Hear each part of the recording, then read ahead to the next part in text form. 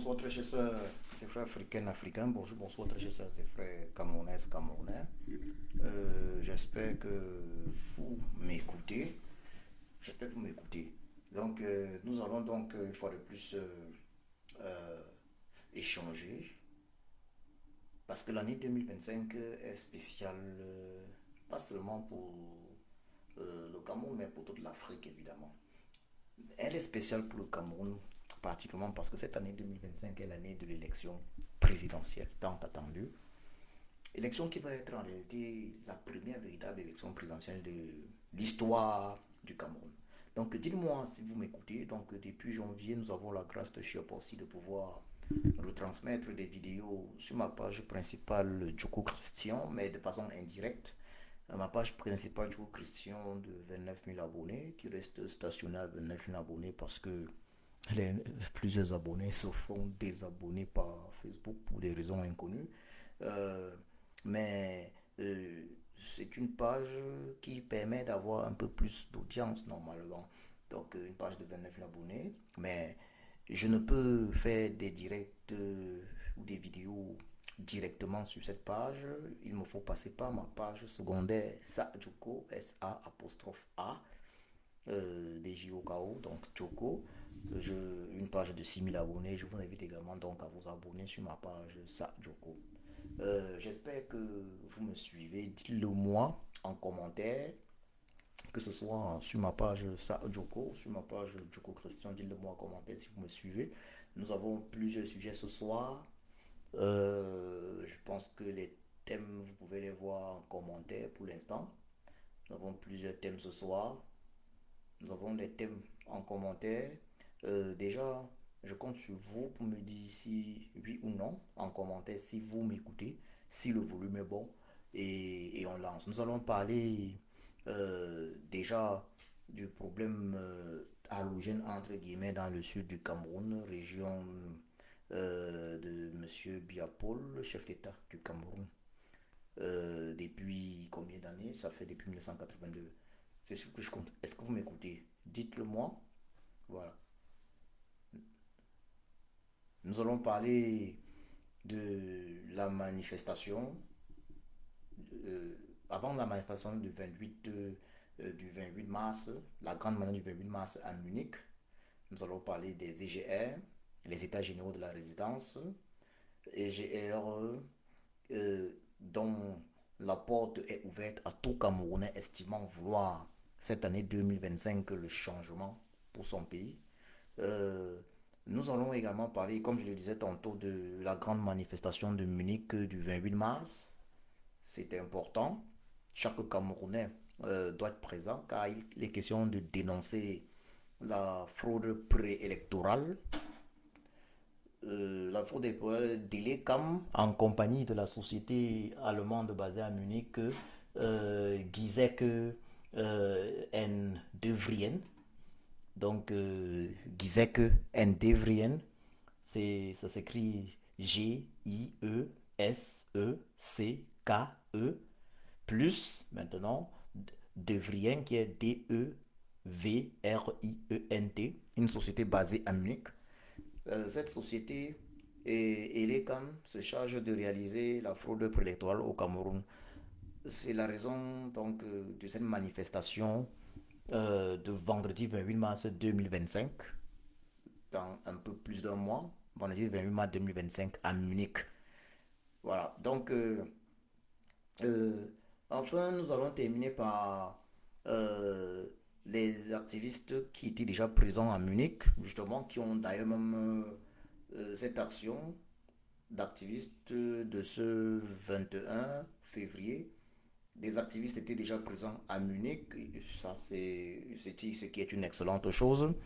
Ils ont rencontré ils ont rencontré des dirigeants de cette société, voilà, en tout cas des représentants de cette société. Ils ont rencontré des représentants de cette société. Ils disaient que Ndevrian, cette société qui œuvre malheureusement, qui œuvre pour la fraude préélectorale au Cameroun, contre le peuple camerounais, en compagnie d'Elecam évidemment. Si vous me suivez, si vous m'écoutez, alors faites signe s'il vous plaît.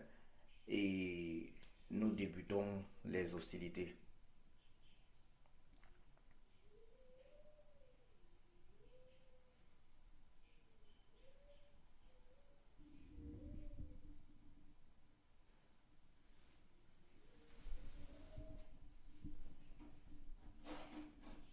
Donc, si vous m'écoutez, faites signe et puis on lance les hostilités. Envoyez des cœurs, faites ce que vous pouvez. C'est ensemble que nous réalisons cette vidéo. Partagez, partagez, partagez, partagez. Donc, nous allons commencer. Nous allons donc commencer. Partagez la vidéo, c'est important. C'est ensemble que nous la réalisons. Dites-moi en commentaire si le volume est bon, s'il vous plaît. Si vous me recevez 5 sur 5 sans problème, dites-le moi en commentaire. Si vous me recevez 5 sur 5, et nous allons débuter. Nous allons débuter. Si vous me recevez 5 sur 5, nous débutons. Euh, nous allons donc débuter. Voilà. Donc, de quoi est-il d'abord question? Nous allons commencer par un thème très important. La xénophobie. La xénophobie dans le sud du Cameroun. Les agressions récurrentes des populations dites allogènes, très souvent des populations d'origine bamileke ou bamoun ou euh, entre guillemets anglophones, donc du nord-ouest ou du sud-ouest, ou originaires des régions du Grand Nord Cameroun. Ces populations font avec récurrence depuis au moins 1992 d'agressions barbares, xénophobes dans le sud du Cameroun par les populations dites autochtones de cette région, des populations dont des populations qui sont en réalité de la même ethnie que M. Biapol. Donc ces populations le font avec le soutien effectif de M. Biapol, chef d'État du Cameroun, depuis 1982. Et c'est regrettable. Il faut le dire très clairement, c'est regrettable. C'est regrettable parce que un chef de l'État ne peut permettre, ne peut permettre et ne doit permettre que les populations de son pays soient agressées avec récurrence par d'autres populations sans réagir. Agressées par d'autres populations sous le prétexte fallacieux que ces populations soient originaires de la région d'origine du chef de l'État. Est-ce normal? Est-ce normal? Depuis 1992 au moins. Et moi qui vous parle, je suis un témoin oculaire. Je suis un témoin vivant. J'ai vécu ça. J'ai personnellement été agressé à Ibolova en compagnie de ma famille en 1992. Je ne suis pas la seule personne à avoir subi ce genre d'agression. Je ne suis pas la seule personne d'origine bamileke à avoir subi ce genre d'agression. Il faut le dire très clairement. Ma famille en 1992 a été sauvée par un digne fils Boulou, donc de Bolova, un certain Vondo, qui était d'ailleurs venu nous avertir que nous devions être agressés chez nous. Il y avait des réunions qu'il tenait. Il y avait les programmes d'agression des Bamileke, d'agression des commerces Bamileke. Ils sont nombreux qui en 1992 ont tout perdu à Iborova. Nous avons fui Iborova en 92 pour nous réfugier à Yaoundé, où c'était acceptable. Et même à Yaoundé, ce n'était pas acceptable partout. Parce que dans certains quartiers, l'un des quartiers où nous étions réfugiés, où nous nous réfugiâmes, Colbison, il fallait mettre la musique euh, de, de Mewi de l'époque. Son morceau de On a gagné, tant, tant, tant, tant. Il fallait mettre cette musique pour ne pas se faire agresser. Afin que tout le monde sache que non, ceux qui vivent dans cette maison-là ont également soutenu M. Biapol. C'était donc un crime de n'avoir pas soutenu M. Biapol. C'était un crime pour ces gens d'avoir voté pour l'opposition, pour celui qui était en fait le leader de l'opposition de l'époque, John Frundi. Et plus grave encore, à Iborova, c'était un crime d'être bamileke. Parce que des jeunes, des camarades même, chantaient, avaient transformé des morceaux, et c'était des transformations venues probablement de leurs parents. Ils avaient transformé des morceaux comme celui d'État comme d'eux, en chantant être bami, ça c'est un péché, ou ce que Dieu t'a maudit. Ils avaient transformé ce morceau. C'était une catastrophe. J'ai vu de mes yeux des commerces, des boutiques de Bamileke être cassées, détruites. Parce qu'ils étaient Bamileke, parce qu'ils sont Bamileke. J'ai vu ça de mes yeux. Je suis témoin oculaire. Et je vous parle là de 1992. J'ai personnellement subi la violence à cet âge-là. J'ai été violenté. J'ai risqué la mort en compagnie de quelques membres de ma famille. Est-ce normal? Est-ce normal qu'après 1992, qu'aujourd'hui, ce problème n'ait pas été réglé? Si les populations du sud du Cameroun, région d'origine de M. Bia, continuent à agir ainsi, c'est bel et bien parce qu'elles ont le soutien de M. Bia, c'est bel et bien parce qu'elles sont encouragées par M. Bia, puisque M. Biapol se maintient au pouvoir pas à travers son bilan à la tête du Cameroun. Car il faut le dire clairement, son bilan est simplement chaotique. M. Biapol, qui a 92 ans, souhaite un énième mandat de 7 ans. À 92 ans, il souhaite un énième mandat de 7 ans. Eu égard à son bilan chaotique, que peut-il bien apporter de plus au Cameroun à 92 ans? Un mandat de 7 ans aller jusqu'à 100 ans au pouvoir. Lui qui est arrivé au pouvoir très jeune, que peut-il encore bien apporter? Monsieur Biapol qui n'a pas réussi, je dis bien, qui n'a pas réussi, ou bien qui n'a pas voulu, parce qu'il faut le dire, ou bien même plutôt, il faut dire, qui a plutôt fait usage de la méthode de diviser pour mieux régner, afin de rester quasiment à vie au pouvoir au Cameroun. Est-ce que M. Biapol est digne, en réalité, d'être même candidat à une élection présidentielle au Cameroun? Sinon, qu'est-ce qui peut justifier que les populations se lèvent dans le sud du Cameroun, région d'origine de M. Biapol? C'est la seule région où les choses pareilles se passent facilement au Cameroun. Ces populations se lèvent, agressent d'autres populations dites halogènes, cassent leur commerce avec récurrence depuis au moins 1992. Il n'y a jamais eu une réaction ferme de la part des autorités, de la part du régime Bia. Qu'est-ce qui peut justifier cela? Et ces situations-là, de manière générale, sont exacerbées de manière générale à la veille des élections et juste après les élections. Donc à la veille et après les élections. Est-ce normal? Est-ce normal? Ça veut dire le problème de la xénophobie de certaines populations dans le sud du Cameroun n'a pas pu être résolu par M. Biapol. En combien d'années de règne? En plus de 40 ans de règne sans partage. Qui fait donc le tribalisme au Cameroun? Et après, le ministre de M. Biapol, Grégoire Ona, va plutôt inverser les choses et accuser le président comme Maurice alias le sage de tribaliste lorsqu'il dit y a-t-il un concours pour être au boulot? Mais disons-nous les vérités. Il faut être évidemment boulot au Cameroun pour agresser d'autres populations sans que les autorités, la police, la gendarmerie et la justice ne fassent son travail.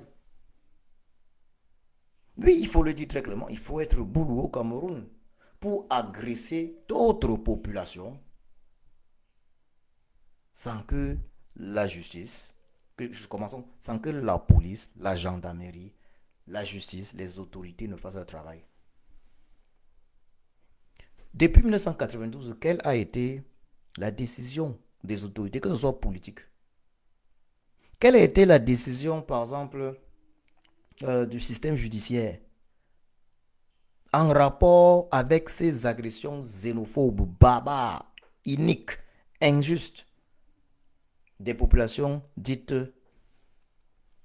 allogènes, par les populations dites autochtones ou autochtones de la région du Sud?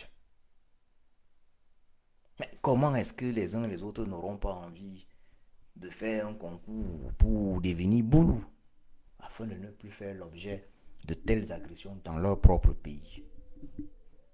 Comment est-ce que les uns et les autres ne vont pas envie de s'exiler?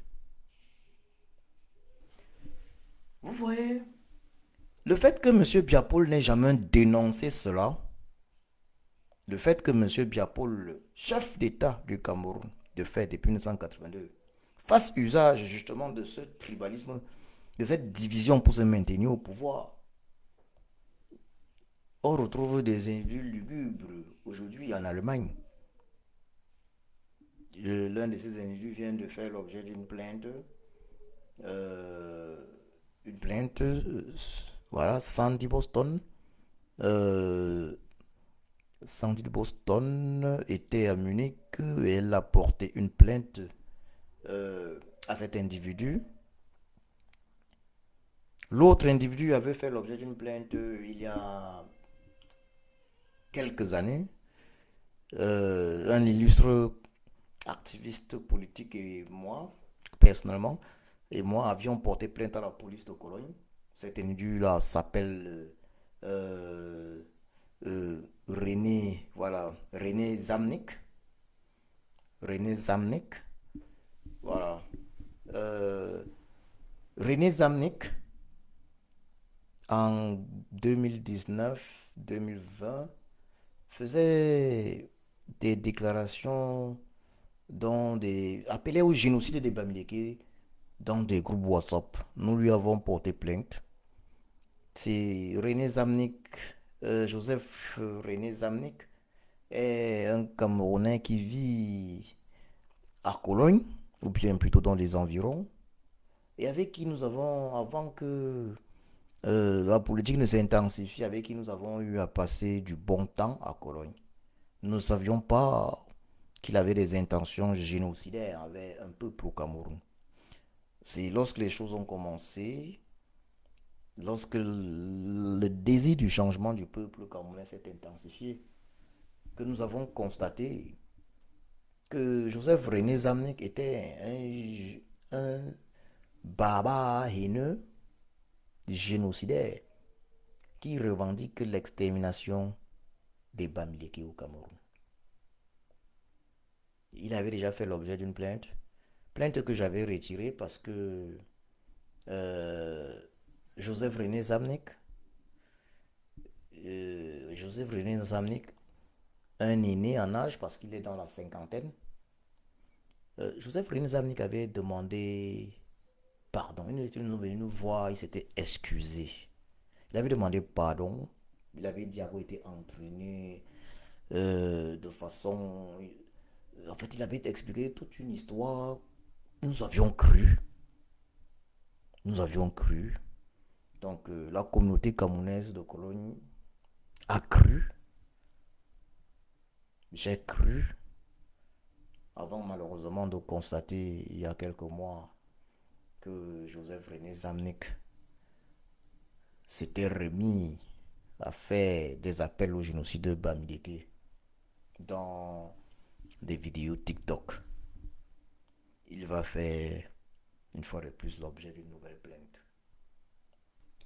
Je vais vous lire là la réaction du président Kamto, puisque je vais vous lire sa réaction par rapport à cette à ces agressions xénophobes dans le sud du Cameroun. Cette énième agression xénophobe dans le sud du Cameroun, c'est pas la première fois. C'est des choses qui arrivent régulièrement, agressions xénophobes envers les populations dites allogènes. Je vous remercie une fois de plus de partager cette vidéo. Et avant que je ne vous lise la réaction du président Kamto, je souhaite quand même que vous, vous me fassiez signe une fois de plus.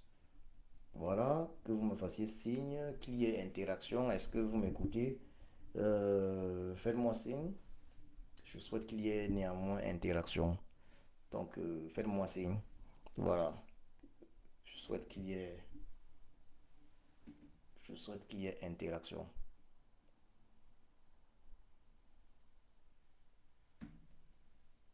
Voilà.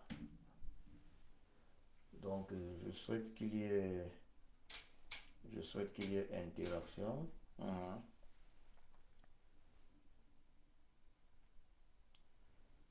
Dites-le moi. Voilà. Avant de vous lire le message présent comme toi, je sais pas. Je fais d'abord un peu.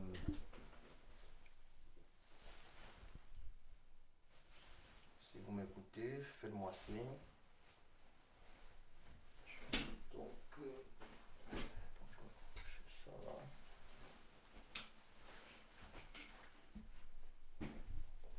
Voilà.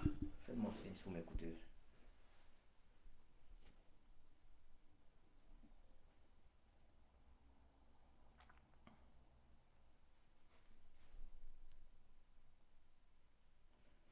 Faites-moi signe si vous m'écoutez et puis on continue.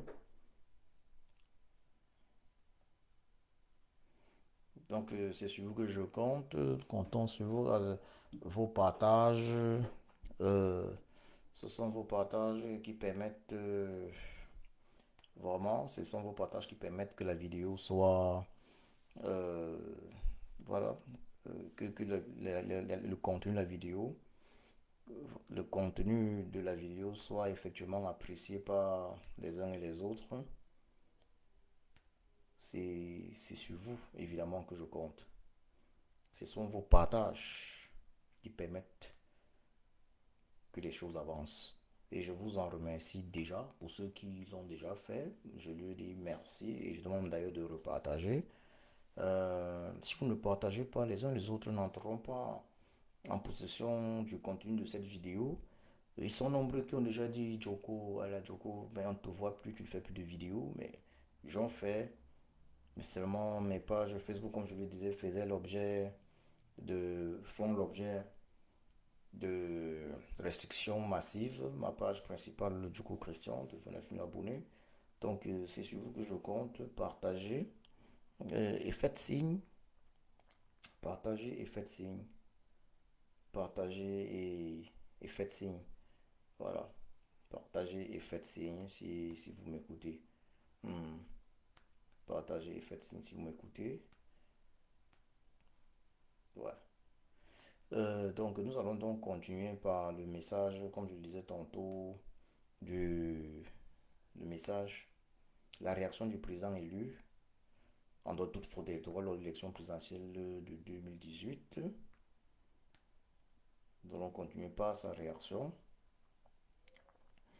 par rapport à la xénophobie récurrente, il faut le dire très clairement, dans, dans le sud du Cameroun. Xénophobie qui consiste en molester, agresser des populations dites allogènes et très souvent à la veille des élections présidentielles. Ce qui n'est pas un hasard puisque Monsieur Biapol fait usage justement du diviser pour mieux régner, pour se maintenir au pouvoir. Au lieu de faire usage de son bilan, c'est le diviser pour mieux régner qui, qui l'intéresse. Donc, hmm, donc nous allons donc voilà, nous allons donc continuer à ce niveau. Hmm, je vais vous lire la déclaration du président Kamto. Je crois que vous me suivez là. Voilà. Le président Kamto dit ceci.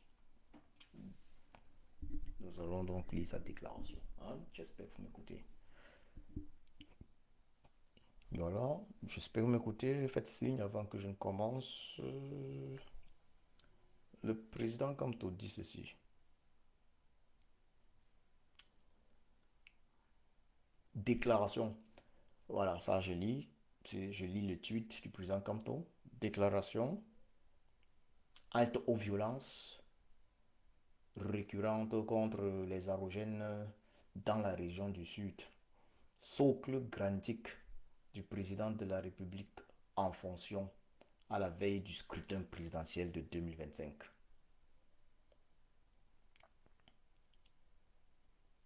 L'opinion reste sous le choc des images effroyables suite à des actes d'une rare violence survenus dans l'arrondissement de Meyo, département de la vallée du Ntem, région du Sud.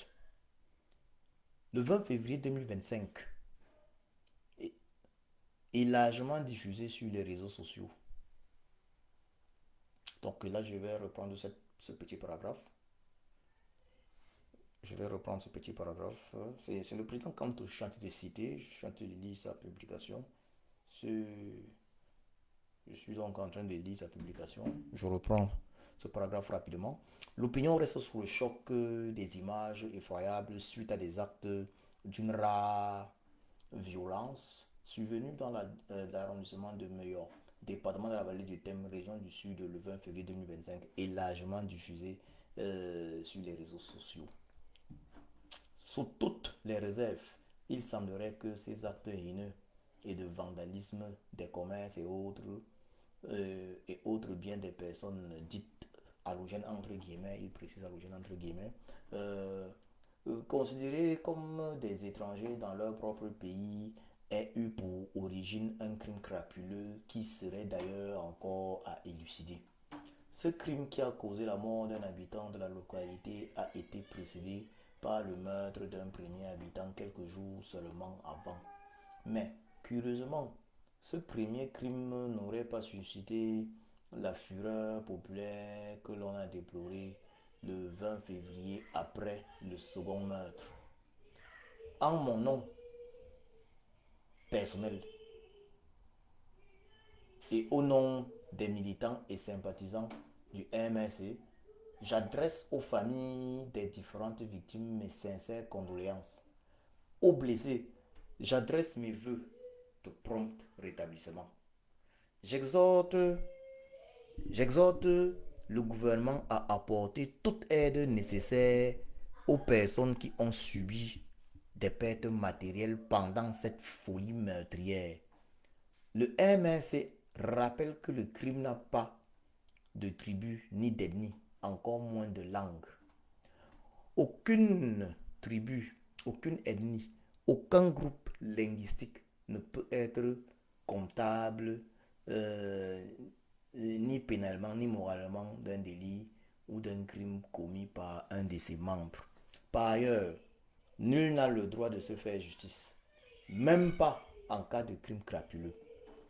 Il devient préoccupant de constater la récurrence des actes de violence haineuse contre les Arogènes dans la région du Sud, région natale du président de la République en fonction, sous divers motifs, notamment après chaque crime dont la victime est présentée comme originaire de cette partie de notre pays.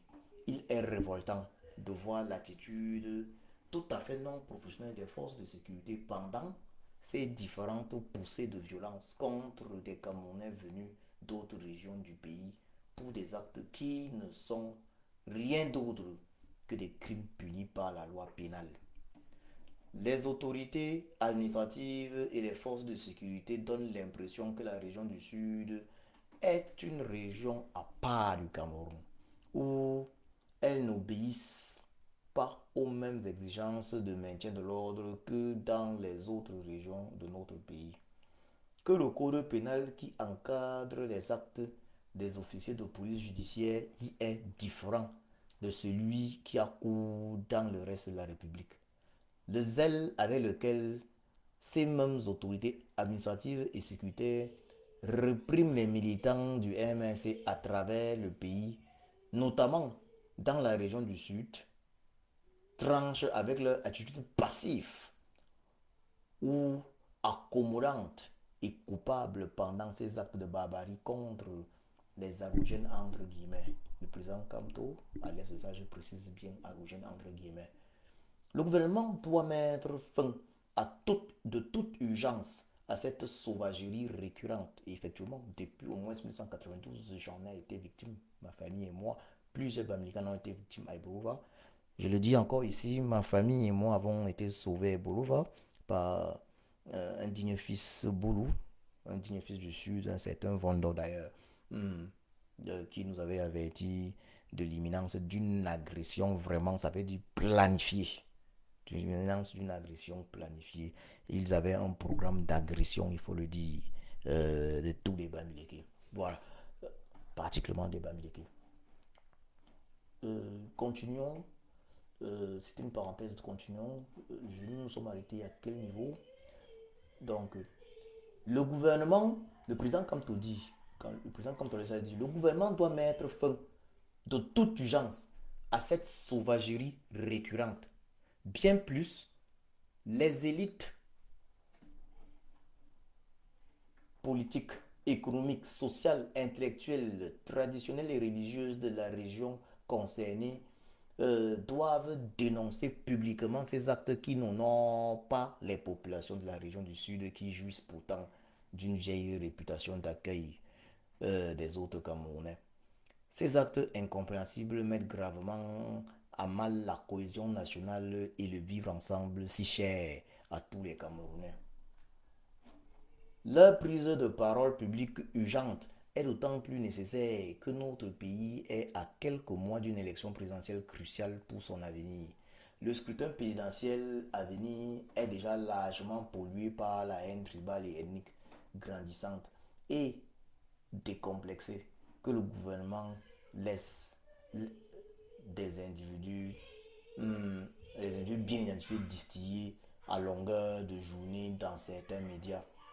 Je l'ai dit d'ailleurs et le redis ici, aucune communauté ne sera jetée à la mer. Donc, le président Kamto continue en disant ceci. Nous n'avons pas d'autre choix que de réfléchir ensemble aux conditions de notre coexistence dans la fraternité républicaine et la paix entre les communautés qui forment notre nation.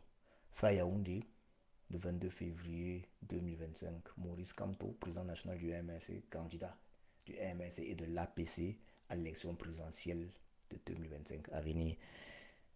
Voilà, le message du président Kamto est très clair. Le président Kamto, Maurice alias Le Sage, il demande évidemment, il interpelle le régime Bia. Il interpelle le régime Bia par rapport à cette situation récurrente.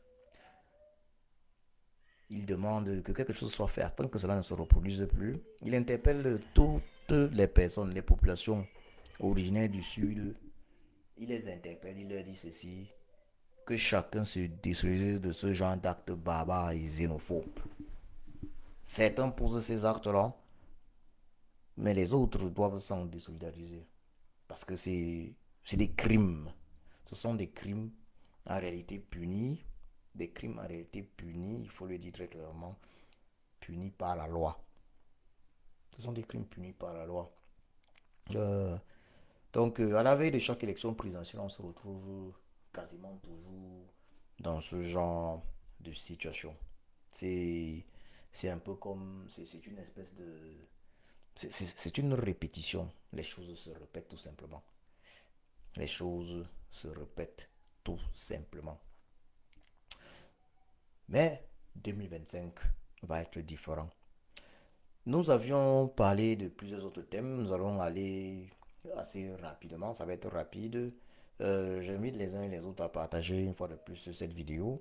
Si vous m'écoutez, partagez la vidéo car ma page Facebook Djoko Christian fait l'objet de restrictions massives. Partagez la vidéo. Partagez. Voilà. Euh, je, je voudrais là parler de, des états généraux de la résistance camerounaise. Donc, les états généraux de la résistance camerounaise vont avoir lieu entre le 14 mars et 14 mars 2025 et le 16 mars. Donc, 3 jours. 3 jours, donc on dirait, il faut le dire très clairement, 3 jours. La résistance, ça veut dire la résistance véritablement. Le plus important se fera le 15 mars, samedi le 15 mars, mais en réalité, ces états généraux débutent le 14 mars 2025 et s'achèvent le 16 mars 2025 dans la matinée. Donc, chaque Camerounais y est convié. Chaque Camerounais qui estime souhaiter le changement dans son pays y est convié. C'est ça les états généraux de la résistance. Tous les résistants camerounais y sont d'ailleurs conviés.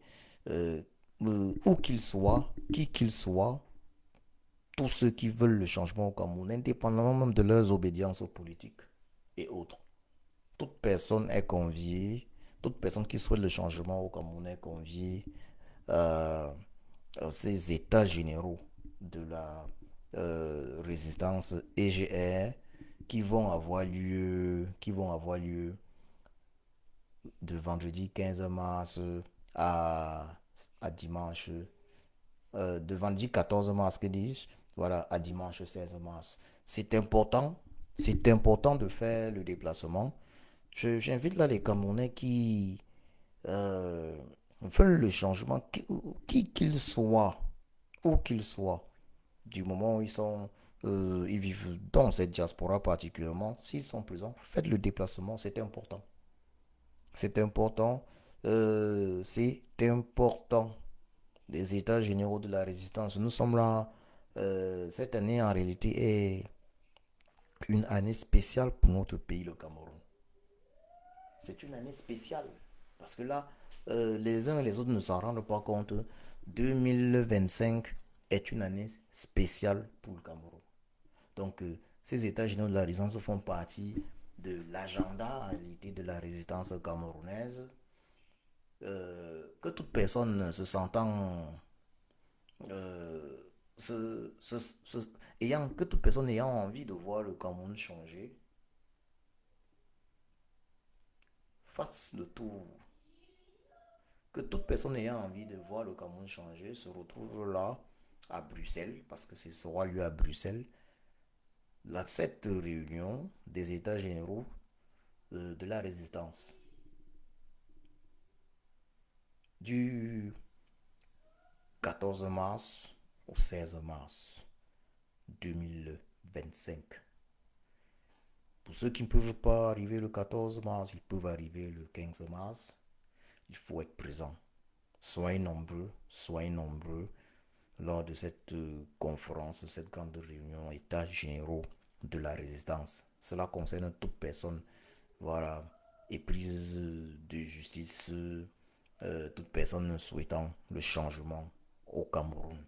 Soyez nombreux. Soyez nombreux lors de ces états généraux de la résistance. Évidemment qu'après les états généraux de la résistance, il y a un autre événement important dans l'agenda de la résistance camerounaise. Il y a cet événement que j'ai mentionné en début de cette vidéo, une grande manifestation, la manifestation du 28 mars 2025. Vendredi 28 mars 2025, il y a cette grande manifestation. Chaque Camerounaise et Camerounais doit faire le déplacement pour Munich le 28 mars 2025. J'invite donc les uns et les autres déjà à prendre un jour de congé. C'est une manifestation qui va débuter à 13 h et il faut déjà dire pourquoi, quel est le but de la manifestation et où. C'est Munich au siège de la société allemande basée à Munich, Giesecke Endevrien.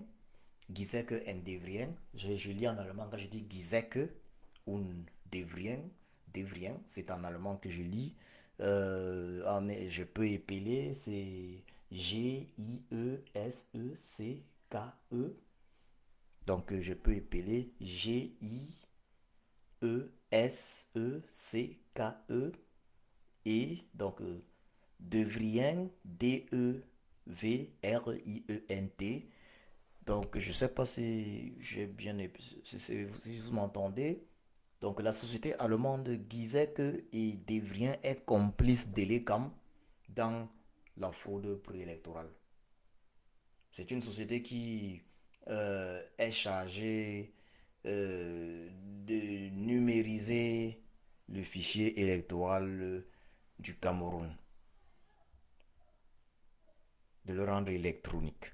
Et cette société-là est complice, d'ailleurs même le président élu, le président Kanto Moïse, candidat à l'élection présidentielle d'octobre 2025, l'avait déjà, il avait dans un de ses discours dénoncé le fait qu'une société allemande se rendait coupable, se rendait complice de fraude électorale au Cameroun.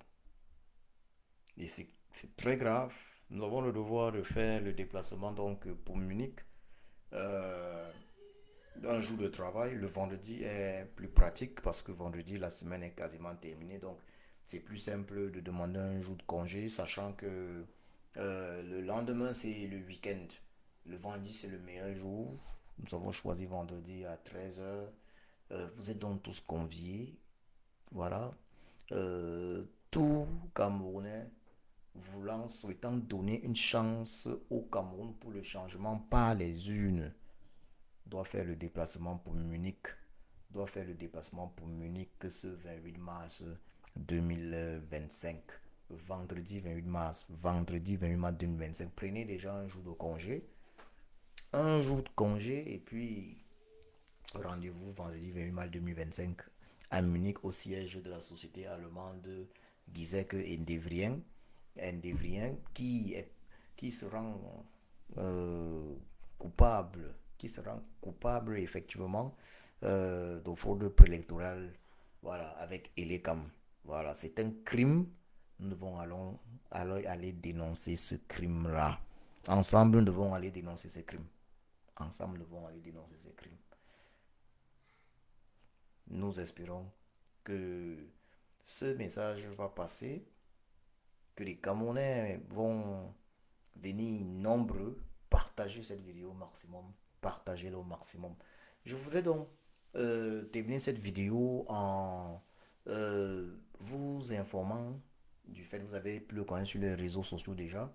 Nous avons déjà des activistes qui ont fait le déplacement pour Munich, d'Angleterre pour Munich. Sandy de Boston, Emmanuel Kemta. Euh, Ils ont fait le déplacement de Munich pour Munich, bon d'Angleterre pour Munich. Ils y étaient déjà hier, c'était avant-hier que dis-je. Ils étaient avant-hier. Euh, ils ont, comme on dit, ils ont fait l'introduction. Ils ont fait l'introduction, donc l'entrée. Ils étaient au siège de cette société allemande qui disait que le Drien pour dénoncer en réalité cet acte de voilà cette complicité dans le crime contre le peuple camerounais, contre le Cameroun, cette complicité avec Kélécam dans ce crime qui est la fraude électorale. Et ça, c'est déjà la fraude préélectorale. Ils étaient déjà là, ils ont fait ce qu'ils avaient à faire, ils ont dénoncé. Et bon, nous autres, nous invitons donc tout le monde à être présent ce 28 mars 2025 pour dénoncer massivement cette société allemande et les CAM. Je vous remercie. Je pense que tous les sujets ont été balayés. Je pense, les sujets que nous avions annoncés dès le départ. Je vous remercie et j'invite une fois de plus les uns et les autres à partager cette vidéo. Partagez-la. Partagez-la. C'est sur vous que nous comptons.